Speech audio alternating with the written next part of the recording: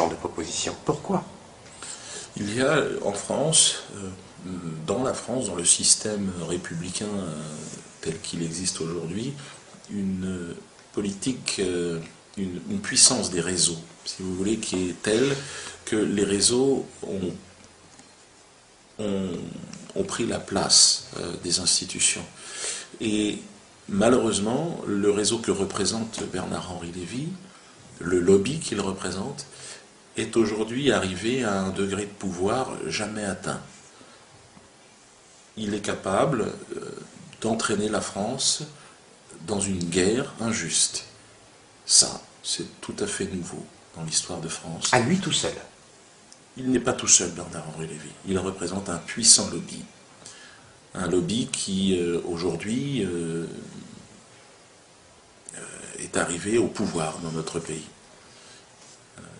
Il ne faut pas faire d'amalgame, bien évidemment.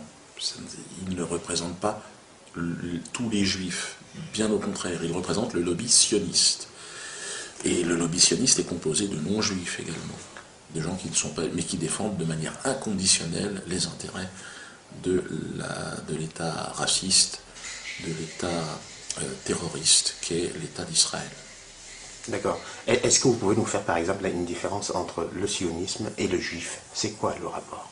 C'est-à-dire que tous les juifs ne sont pas sionistes et tous les sionistes ne sont pas juifs. Donc il n'est pas juste de dire que les juifs sont sionistes et que les sionistes sont juifs. Mais il y a énormément de juifs, évidemment, chez les sionistes. Et énormément de sionistes chez les juifs aussi. Mais il y a une partie de la population juive de France qui ne se reconnaît pas du tout dans le sionisme, et qui est venue d'ailleurs spontanément me soutenir ici au Théâtre de la Main d'Or. Mais le chantage à l'antisémitisme, c'est l'arme du sioniste pour éliminer de la tribune la personne qui va se positionner contre les intérêts de l'État d'Israël.